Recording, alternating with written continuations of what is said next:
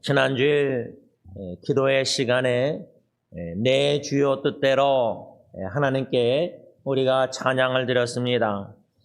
마지막 3절에 살든지 죽든지 뜻대로 하옵소서 찬양을 드리는데 마음이 좀 울컥했습니다. 그래서 눈물을 흘렸습니다. 아마도 사랑하는 사촌 여동생 또는 여동생 그 유족을 생각할 때 특히 그 쌍둥이 언니를 생각할 때 마음이 참 아팠던 것 같습니다. 그 외에 제가 어제 사랑하는 아들 결혼 연습을 한다고 해서 좀 늦게 도착해서 그 할아버님, 외할아버님, 할머니, 어르신들과 시간을 많이 보내고 또 처제네 집에서 이젠 그 들러리들 다 이렇게 와서 이렇게 다 식사하고 대화를 많이 하면서 제가 이젠 시간이 늦어서 교회로 목양실에 와서 이젠 좀 일 보다가 잠들었는데 짧게 잠을 잤는데도 깨고 나서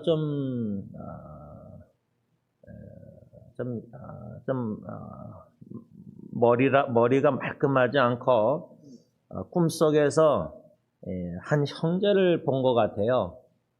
근데 그 형제를 제가 4월 달에 인도 수련회 마치고 인터넷 사역 한국에서 할 때 그 형제와 부인과 자녀까지 4번이나 만났는데 한 1, 2주 전에 카톡으로 대화하면서 결국 이혼하게 되었고 목사님 살 길이 막막합니다. 어저께 꿈속에 그 형제가 지난번에도 꿈속에 나타나서 제가 어떻게 지내냐 카톡으로 물어봐서 이제 다 알게 되었는데 아마 그 소식을 접하고 마음이 아픈 것 같습니다. 그런데 이렇게 사랑하는 사람들의 죽음과 슬픔과 또 부부관계, 가정의 관계적인 아픔과 이혼과 이런 소식을 접하게 될 때 이런 꿈속에서라도 좀 편안히 못 잔 게 이게 좀 감사합니다. 물론 오늘 사랑하는 아들의 결혼 예배가 있어서 기뻐하고 즐거워하고 감사가 넘쳐야 되는데 저는 그런 감사 기쁨만 넘치기보다 조금이나마 슬픔과 아픔과 번민과 고민과 마음의 무거움 있다는 자체가 저는 하나님의 은혜라고 생각하고 너무나 감사 기쁨만 있으면은 제 마음이 변질되고 이 변질된 마음과 신앙의 매너리즘에 익숙해져서 주님 보시기에 올바른 신앙생활을 하지 못하고 삐뚤어 나갈 위험이 참 제가 많은 사람입니다. 그래서 하나님이 저를 제일 사랑하시고 제일 잘하시기에 기쁜 일, 감사한 일도 주시고 슬픈 일과 고통과 무거운 일, 힘든 일도 이렇게 겸하여 주셔서 신앙의 균형이라 할까 한쪽으로 치우치지 않고 균형 있게 잡아가시지 않나 하는 생각을 갖습니다. 그런데 저는 언젠가부터인지 잘 모르겠지만 제 섬기는 이 교회 목회뿐만 아니라 목회관이라 할까 가정 사역이라 할까 인터넷 사역이라 할까 또 문서 책 사역이라 할까 모든 저의 삶 속에 주님의 부르심 따라 사명감을 가지고 하루하루 살아갈 때 제 마음에 계속해서 이렇게 열정이랄까 뜨거움과 zeal이랄까 패션 주시는 건 뭐냐면 가정입니다. 가정.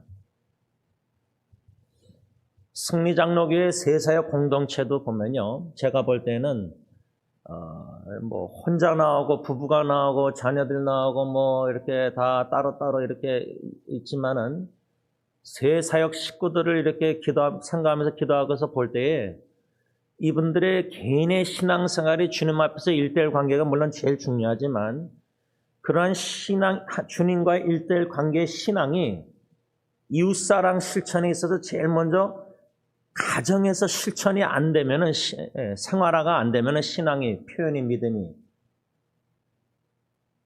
교회에서 아무리 신앙생활 잘하는 척 해도요, 또 실제로 교회에서만 잘해도요, 저는 그게 큰 문제라고 생각하는 사람입니다.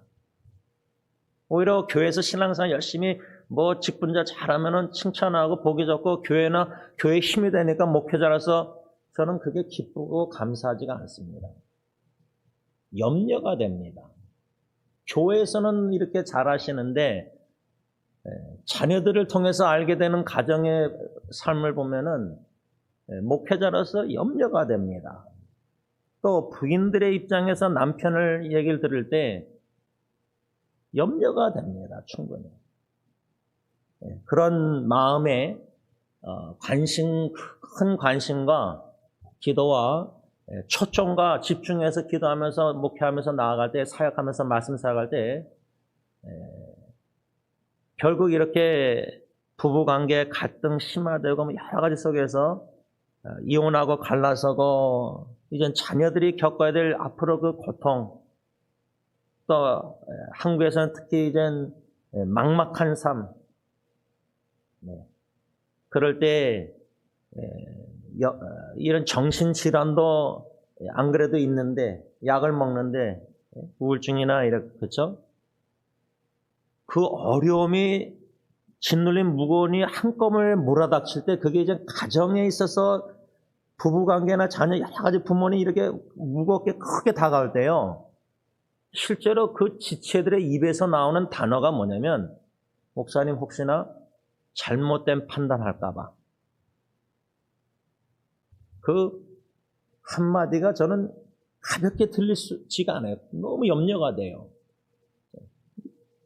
한국에서 홍대 근처 짬뽕집 2층에서 조그만 방에서 에어비앤비에서 있으면서 카톡으로 연락받고 놀래고 새벽에 잠을 깨서 그 부인에게 연락을 해서 만나려고 시도하는데 성령님이 길을 열어주시고 만나게 하시고 2시간 마음 얘기를 듣고, 이런 인터넷 사역 속에서 그 조그만 방에서 깨워주시는 것도 은혜예요. 잠을 못 자고 편안히 잘 수가 없죠. 만일에 여러분들의 자녀가 이혼한다 그러고 부부관계 싸움이나 여러 가지 질병, 고통, 암투병 할 때 여러분들 발 쭉 뻗고 편안히 주무실 수 있습니까? 못 하잖아요. 그런데 매우 개인적인 우리 가정만 아니라요, 모든 주님의 가정, 지금 여러분 사도 바울은 오늘 본문 고린도후서 11장 28절에서 30절 우리가 읽었지만요, 현대의 성경에 이런 일 외에도 날마다 여러 교회에 대한 염려 때문에, 개역개정은 모든 교회를 위하여 염려하는 것, 그 말은 적용할 때 내 가정만 아니라요, 내 친척만 아니라 내 친구 가까운 사람들의 가정만 아니라, 바울은 모든 교회라 하면은, 여러 교회라 하면은 우리가 엔세나다 청소년들도 우리의 후손 자녀로 생각하고 염려가 있어야 됩니다. 선교지에 그 자녀들, 영혼들, 가정들 가난 속에서 병원도 못 가고 여러 가지 어려운 가운데, 근데 우리의 지경을, 섬김의 지경을 넓혀주시길 기도할 수밖에 없는 게, 우리의 마음의 시야나 관심 모든 게 딱 이렇게 돼 있어요. 그 외에는 벗어나지 못해요. 나이가 들면 들수록 더 좁아지는 것 같아요. 지경이, 마음의 지경이, 시야가, 관심이. 근데 사도 바울은 모든 교회를 위해서 염려가 있다 할 때 우리의 마음의 염려의 지경이 넓혀져야 된다는 말이에요. 쉽게 말하면요.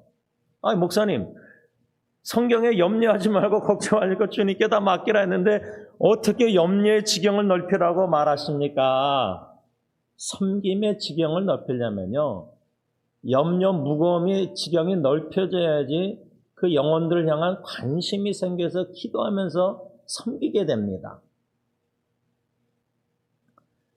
지난 토요일 날 우리가 고린도후서 오늘 본문 말씀을 묵상하면서 바울의 염려, 두려움, 심지어 두려움, 마음에 눌리는 일, 그것은 교회를 향한 것인데, 특별히 마귀 사탄이 광명한 천사로 사탄도 가장하고 사탄의 일꾼들도 자기의 의의 일꾼으로 가장한다. 그래서 교인들을 미혹해서 믿음을 떠나 예수님을 배반하고 마음의 주님을 향한 마음의 진실함과 깨끗한 순결이 부패될까 봐, 떠나 부패될까 봐 심히 마음에 짓눌림, 염려가 두려움이 있었다는 겁니다. 이것을 가정에 적용하면 여러분들의 믿는 자녀들, 지금 예수님을 믿는 여러분들 자녀들, 물론 믿지 않고 교회를 떠난 자녀들을 향한 여러분들의 그 눈물과 짓눌림과 무거움과 지금도 그거는 끝이 없어요. 자녀들이 회개하고 주님께 돌아오기 전까지는, 탕자가 돌아오기 전까지 누가복음 15장 아버지는 멀리서 자녀가 둘째 아들이 돌아오는 걸 기다렸다가 봤어요. 그래서 뛰어갔다 그랬어요. 제가 대학교 때 베니 헤스터리라는 복음성가 찬양 사역자의 두 곡 중에 하나가 When God Ran, 하나님이 뛰어가셨을 때, 그게 바로 누가복음 15장에 아버지가 탕자가 회개하고 돌아올 때 멀리서 보고 뛰어갔다는 그 말씀에 근거한 복음성가였어요. 여러분, 집 나간 자식이 돌아오기를 기다릴 때 어미가 잘 수 있습니까? 자식이 나가서 딸들이 늦게 들어오는데도 푹 주무실 수 있습니까? 뭐 믿음이 훌륭해서 그러실 수도 있겠죠. 그런데 영적으로 예수님을 떠나서 세상에서 마귀 사탄 이리의 밥이 돼서 세상적인 모든 것이 유혹에 넘어가서 마음이 점점 강팍해져가는 영적으로 죽은 자식을 보면은 여러분들 편안히 주무실 수 있습니까? 염려가 전혀 안 되십니까? 그 정도로 믿음이, 구원의 확신이 확실히 있으십니까? 그런데 자식도 두세 명이 있다면요, 한 자식은 신앙생활, 믿음생활 잘하는데 한 자식은 교회를 떠나고 교회도 안 나고 믿음생활도 안 하고 세상에 점점 깊이 빠져들어가는 거 보면요, 부모의 마음이 믿음생활 잘하는 자식에게 더 많이 갑니까? 아니면 교회를 떠나서 점점 영적으로 타락되어 부패하는, 주님께 더욱더 멀리 떠나가는 것 같은 자식이 더 마음에 갑니까? 뻔하지 않습니까?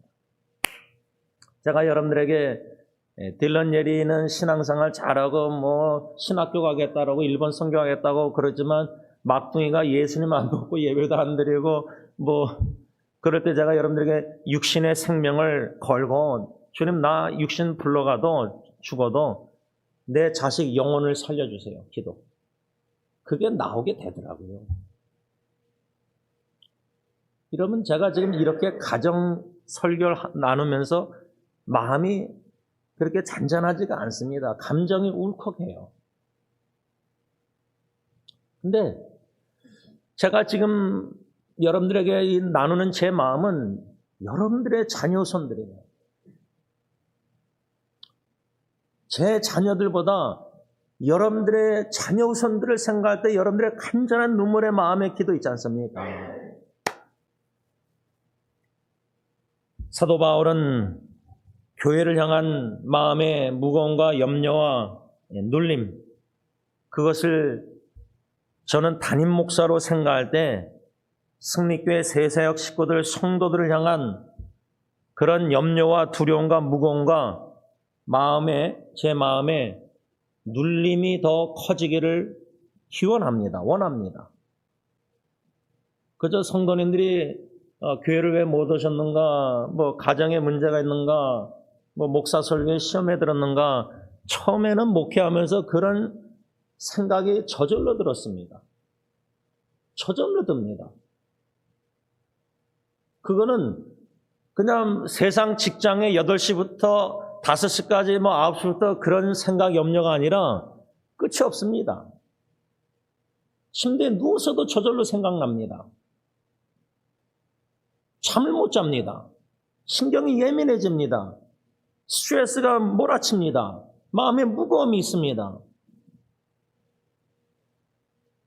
그런데 지금 저는 그런 것보다 사도 바울처럼 우리 세세역 식구들 성도님들의 믿음이 연약해서 마귀 사탄의 미혹에 유혹에 넘어가서 믿음이 퇴보될까 봐, 믿음이 자라나고 성장하고 진보해야 되는데 있는 믿음조차도 뺏겨서 퇴보할까 봐, 미끄럼틀 뒤로 빠꾸 할까 봐, 신앙 퇴보할까 봐. 근데 교회적으로 여러분들이 성도들 서로 볼 때는 야, 겉으로 열심히 봉사하고 그렇게 나름대로 평가하고 판단하고, 근데 저는 그거보다 이 마음을 못 보니까, 중심을 못 보니까, 성도님들이 세상 식구들이 지금 마음의 삶 속에 어떤 어려움과 역경 속에서 그 마음에 마귀 사탄이 특별히 가정의 여러 가지 자녀들 문제 어려움 속에서 마음의 믿음 신앙이 순전한 믿음이 아니라 pure faith, 주님을 향한 순전한 믿음, 마음 믿음이 아니라 섞인 믿음, 자기 생각이 섞인 믿음, 자기 전통 뭔가 가지고 있는 그게 너무 강하게 단단해질까 봐. 여러분, 사탄이 그저 뭐 예수님 떠나고 믿음 이게 아니라 열심히 직분자들도 교회에서 봉사하고 뭐 목회전도 선교 다 하는데 사역, 그 마음에 마귀 사탄이 2% 거짓이나 미혹을 뭐 더해가지고 순수한 깨끗한 물을 조금씩 오염시키는 건, 마음을 오염시키는 건, 그 작업은 우리가 못 느낍니다. 영적으로 웬만하면 깨어있지 않으면은, 민감함이 없으면 내 마음이 변질되고 단단해지고 강팍해지고 변질되는 건 몰라요. 어느 정도 변질됐을 때야 자각을 해서 야, 내가 이렇게 놀랄 때가 있지만은 그 전까지는 주전자를 물을 조금씩 데펴낼 때 주전자 안에 개구리가 뜨뜻하니까 좋아했잖아요. 자기가 뜨거워서 이제 죽는 줄 모르고. 마귀 사탄이 추운 날씨에, 영적으로 추운 날씨에 따뜻하게 먼저 해주거든요. 근데 그 따뜻함에 좋아서 내가 편하니까 편안한 신앙생활 하다 보니까, 그래서 제가 아까 뭐랬죠? 기쁜 일, 감사 이런 일도 있지만 슬픈 일, 고통스러운 일도 있어야 됩니다. 이 신앙생활 여정에는. 근데 교회에서도 다른 복음을 전하면서 기복신앙 얘기하면서 예수 믿으면 물질의 축복, 자녀 축복, 뭐 건강 축복, 고통 없다 막 이렇게 하니까 뜨뜻한 물에서 성도들이 그런 설계에 은혜 받는 게 익숙해져서 중독이 돼가지고 목사님이 고난에 대해서 설교하고 뭐 십자가 고난 뭐 저주 억울한 거 누명 뭐 이런 거, 그 설교 은혜 못 받고 시험 받는다는 거는 그 믿음 마음이 온전한 믿음이 절대 아니라고 저는 생각합니다. 그런데 그런 믿음을 훌륭하다고 직분을 줍니다. 교회 당에서. 그런 교회 문화가 풍토가 이미 이민교회도 돼버렸습니다. 그래서 저는 목사님들 모임 뭐 이렇게 노예도 좀 죄송하지만 하여튼 저는 좀 그런데 직분자들의 모임을 저는 가고 싶은 마음이 없어요. 제 자신. 그런 모임을 선호하지 않아요.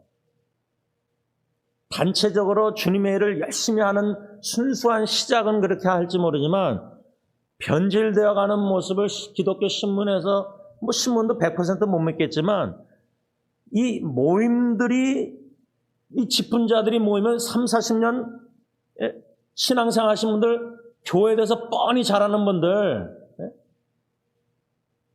신앙의 초심과 첫사랑과 순수함을 잃어버린 분들이 대부분이라고 저는 생각해요. 그런데 어울려서 뭐 같이 해서 막 뭐 행사하고 주님의 일하고 할 때 그게 이제 신앙 열심히 봉사 잘한다고 착각하게 만들 위험이 너무 많다고 저는 생각해요.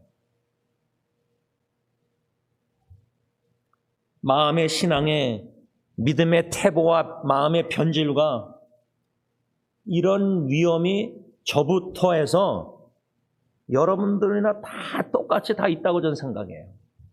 거기에 초점을 맞추고 목회를 할 때 표면적으로 보면서 이런 제 나름대로 판단 그게 아니라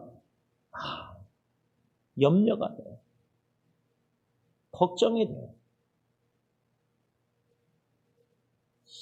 예수님 오직 예수, 다른 예수도 없고 다른 복음도 다른 영도 없고 오직 십자가 예수 그리스도와 오직 예수 그리스도의 복음과 성령님이 있는데 그 외에 다른 섞인 예수와 복음과 영을 믿고 신앙생활하는 게 열심히 잘한다고 생각하는 착각하는 성도들의 모습을 볼 때 어떻게 목회자가 기뻐할 수 있습니까? 감사하고 하나님께.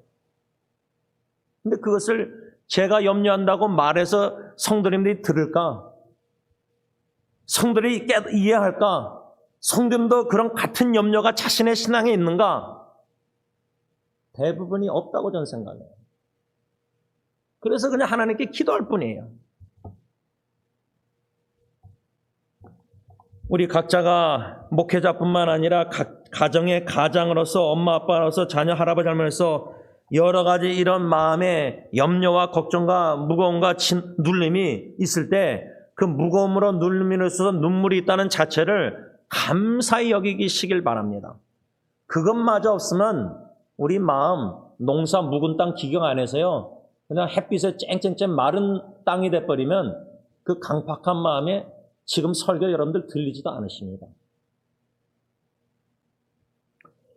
사도 바울은 고린도 교회 성도들이 그리스도를 향하는 진실함에 떠나서 12장 고린도서 20절 보면 어떤 염려가 있었냐면 내가 갈 때에 너희를 내가 원하는 것과 같이 보지 못하고 또 내가 너희에게 너희가 원하지 않는 것과 같이 보일까 두려워하며 그 다음 뭐라고 말씀했냐면 또 고린도 교회 안에 다툼과 시기와 분냉과 당짓는 것과 비방과 수군거림과 거만함과 혼란이 있을까 두려워했습니다. 성도들이 그리스도를 향한 깨끗함과 진실함과 순결한 마음을 믿음을 잃어버리고 떠나서 부패해진다는 증거가 공동체 조직 안에 어떤 사역 조직 안에 어떻게 나타나냐면 이 말씀대로 그 공동체 안에 가정도 마찬가지죠. 다툼이 있고 시기가 있고 분냄이 있고 당짓다가 결로 다 분열되고 갈라서잖아요. 교회도요. 가정도 부부도 이혼하고 그렇죠. 이게 이런 쓴 열매가 쓴 뿌리가 있기 때문에 쓴 나무가 자라나서 열매를 맺는 겁니다. 근데 우리는 열매를 보고 그 쓴 뿌리의 무서움을 모릅니다. 잘. 그리스도를 향한 순전한 순결한 이런 진실된 마음을 떠나 있다는 걸 부패해졌다는 걸 어떻게 하느냐? 내 마음에 누굴 향한 시기가 있잖아요. 목회자도 딴 목사님 시기할 수 있고 장로도 마찬가지죠. 장로님들도. 다른 교회도 뭐 비교하면서 부러워하고 시기하고 샘내고 사회 가는데 누가 더 담임 목사에게 칭찬받으면 예를 들자면 거기에 또 샘내고 시기하고 누가 담임 목사가 어느 권사님은 인사했는데 누구는 인사 안 했다 그러고 시험 들고 이런 일들이 교회 안에 왜 이렇게 일어나고 있냐 이 말이에요. 작은 일에. 주님을 향한 마음이 그 정도로 권사 장로 직분자가 떠나 있는데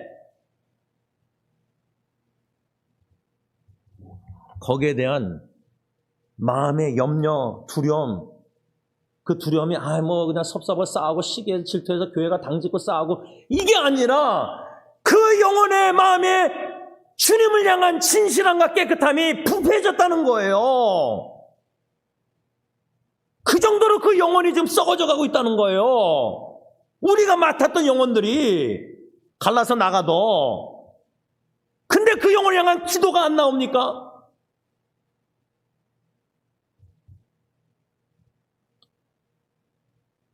떠난 자식이 교회를 주님을 떠난 자식이 그렇게 마음이 아프면은 교회에서 떠나나가서 딴 교회 가서 신앙생활 잘하면 모르겠는데 퇴보하고 교회를 떠나고 도박 중독되고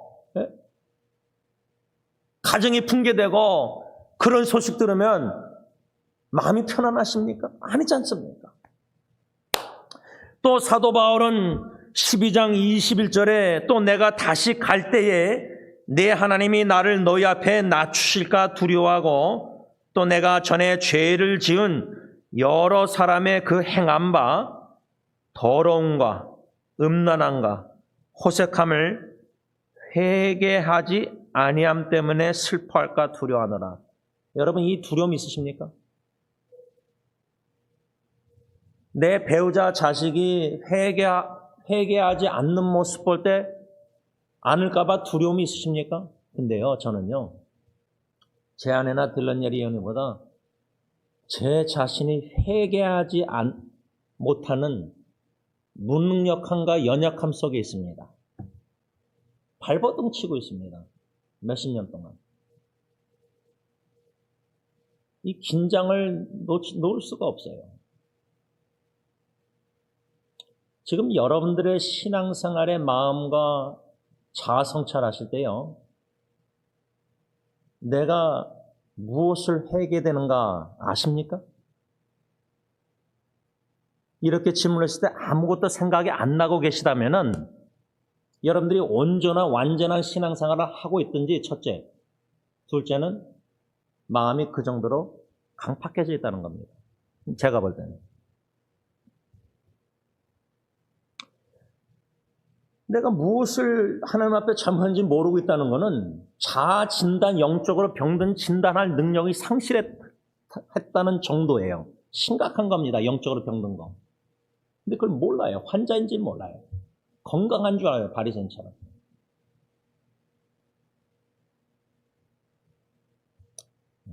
시간이 많이 가서 말씀을 좀 정리하고자 합니다. 사도 바울은 고린도 교회 성도들이 죄를 범한 후에 회개치 아니함을 인하여 근심할까 두려워했습니다. 그 염려와 두려움으로 인해서 바울의 마음에 눌려 있었는데 그런 가운데서도 11장 30절 고린도후서 보면 내가 부득불 자랑할진대 내가 약한 것을 자랑하리라.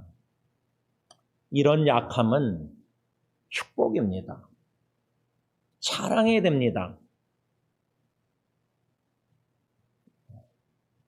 바울도 그런 염려와 두려움과 마음의 눌림 속에 자랑했다면은 제가 여러분들에게 이 설교를 시작하면서 서론에 제 사촌 여동생 그 큰 슬픔 가운데 있는 동생을 생각할 때 살든지 죽든지 찬양할 때 마음이 울컥해서 울었습니다. 아유, 목사님이 어떻게 저렇게 믿음도 연약해서 눈물이 많고 강단에서 복음만 예수만 전하지 않고 어떻게 뭐 식구 얘기하면서 그냥 울었다고 저렇게 나눌까?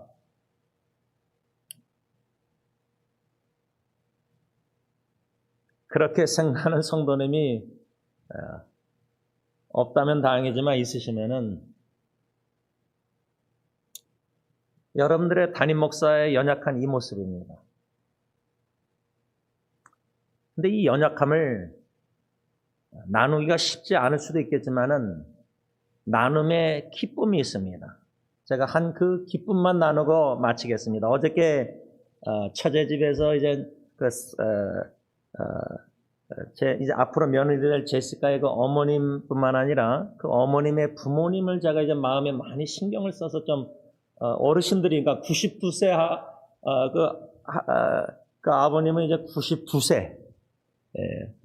그 어머님은 이제 저희 어머님보다 한 살 위시더라고요. 그러니까 37년도생이시고 32년도생이신데 제가 연습하러 늦게라도 부랴부랴 운전하고 아내랑 간 이유가 그분들이 다 와 계실 텐데 처음 뵙는 분들인데 손녀딸 결혼식을 위해서 포틀랜드에서 비행기 타고 다 어르신들이 다 오신 건데 딱 그 하나 외동딸 손녀딸 하나인데 그래서 가서 막 서 계시길래 앉으세요. 저는 젊으니까 좀 서서 듣겠습니다 하고 한참 막 그 어르신 부부하고 저하고 참 이런저런 처음 만났는데도 그냥 허심탄회하게 되는데 그 어머님 되시는 분이 신의주 분이라서 이북 분들은 그냥 뭐 이렇게 허심탄회하게 이렇게 뭐 그런 거 대화하는 거 좋아하셔서 저랑 코드가 맞아서 그냥 순수하게 그냥 막 대화하고 웃고 농담하고 막 하다가 이제 처제 집에 가서 제가 모셔서 이제 제 앞에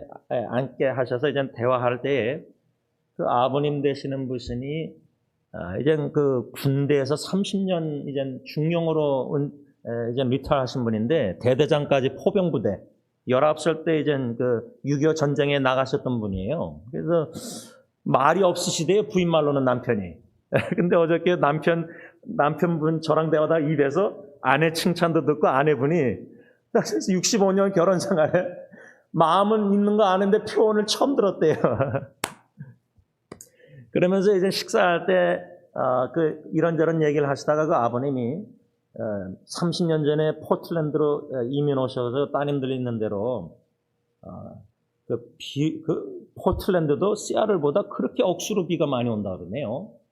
그래서 후레 찾길에서 아마 큰 차들 트럭이 한 10대 있는 사이에 계시면서 아주 뭐 비가 억수로 오면서 하늘이 어두워지면서 이런 간증을 하시는데 그 죽을 뻔하다가 살아나신 것 같아요. 하나님이 살려주셨는데 그거보다 그분 나름대로 하늘을 바라볼 때 그 어두운 구름이 먹구름이 없어지면서 이제 예수님의 모습을 보셨다는 이런 간증을 하셨어요. 그런데 저는 그분의 그 간증을 나누시면서 그 어르신이 처음 만난 젊은 딸보다 훨씬 어린 저 앞에서 눈물이 글썽하시는데 이분의 마음에 그 간증 진심이 얼마나인지 제가 그 어머니 앞에서 평생 못 잊으시겠습니다. 그랬더니 어머니 옆에서 남편이 그건 평생 못 잊는 치매가 걸리지 않는 상황 그 간증 하나님의 인재 경험은 이렇게 간증해도 제가 충분히 이해 못하지만 그 눈물을 처음으로 만난 어르신의 눈에서 눈물을 보았을 때 참 감사했습니다. 그래서 제가 짧게 아버님 저도 첫째 아기 죽음을 통해서 뼈가루 뿌리면서 하나님의 놀라운 구원의 사랑을 경험했습니다. 저 평생 못 잊고 간증할 수밖에 없습니다. 아버님도 그 간증 32년 전에 69세 때 그 간증 돌아가실 때까지 하십시오. 그래서 나오면서 이제 제가 셀피를 이제 그분하고 저하고 이제 둘이만 찍었어요. 그래서 간증을 이제 페이스북에 클로즈 그룹에 좀 나눴는데 여러분 이것이 나의 간증이여 찬송가 가사예요. 그 찬양 부를 때마다 여러분들 진짜 마음에 간증 많으십니까? 아니 뭐 내가 잘하고 뭐 잘나서 그게 아니라 나는 너무 부족한데 남편 아빠로서 나는 너무 연약한데 미련한데 어리석은데 믿음도 연약하고 다 부족하고 죄 가운데서도 회개해야 되는 거 아는데 안 되는 무능력하면서 허덕이면서 그런 와중에 예수 십자가의 보혈의 십자가가 얼마나 뚜렷하게 내 마음에 비춰지고 그 놀라운 주님의 임재 가운데 사랑 가운데 긍휼과 자비 가운데 용서와 용납 가운데서 영원한 사랑과 영원한 소망 가운데서 슬픔과 눈물과 근심과 아픔과 무거움과 괴로움이 너무나 많을지라도 십자가의 예수님의 무거움과 비교가 될 수 있습니까? 조금이나마 참여하게 된 게 은혜입니다. 은혜. 그건 걱정할 일이 아니에요. 축복할 일이에요. 진짜 축복. 그런 무거움이 여러분들에게도 있기를 원합니다. 기도하겠습니다. 사랑해 주님, 십자가에 지신 그 우리의 죄의 짐 무게가 몇 톤, 몇만 톤 상상이 안 됩니다.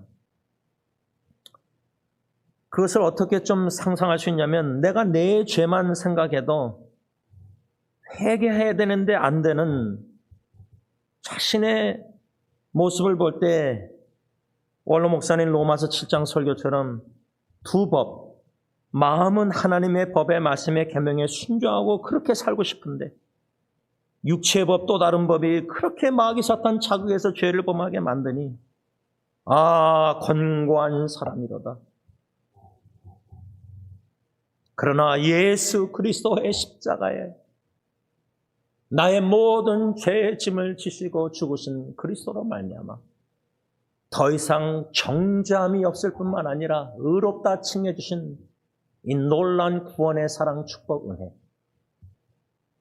성령님 신앙생활 하면 할수록 깨달아 알게 하실 때의 말씀을 통해서 하나님의 은혜로 이 쓸데없고 쓸모없는 자 왜 구속해 주시고 주님의 종으로 부르셔서 쓰시려고 하시는 그 열심, 모든 것이 하나님의 전적인 은혜인 줄 믿고, 연약할 때, 너무나 약할 때, 너무나 마음이 힘들고 무겁고 슬픔이 눈물이 몰아칠 때에도 자랑하고 기뻐할 수밖에 없는 것은 내 은혜가 내게 족하도다. 하나님의 족한 sufficient grace.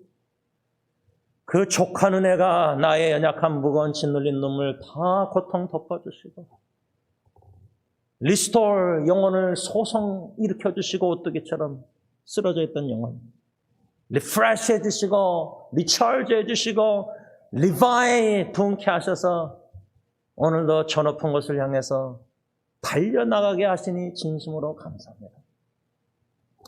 사랑하는 여기 앉아 계신 성도님들, 온라인으로 예배드리는 성도님들, 영어 사역, 히스패닉 사역 모든 성립교회 공동체 식구들뿐만 아니라 모든 전 세계의 주님의 교회, 오직 예수 그리스도 십자가의 복음의 메시지에 귀를 기울이고 다른 복음이 없는 줄 믿고 오직 예수, 오직 복음, 오직 성령님의 인도하심 따라 믿음 생활 올바로 바르게 정직하게 진실되게 깨끗하게 해 나아가면서 주님을 향한 우리의 마음이 변질되게 말게 하시고 강팍해지지 말게 하시고 날마다 항상 회개할 마음 충만하게 하여 주시고 오직 예수 십자가의 구원의 은총으로 말미암아 감사, 감격, 감동, 찬양, 경배, 헌신 눈물 호흡이 다하는 그날까지 찬양, 경배, 예배드리다가 주님의 품 안에 안기게 하옵소서. 예수님의 이름으로 감사하며 기도를 올리옵나이다. 아멘.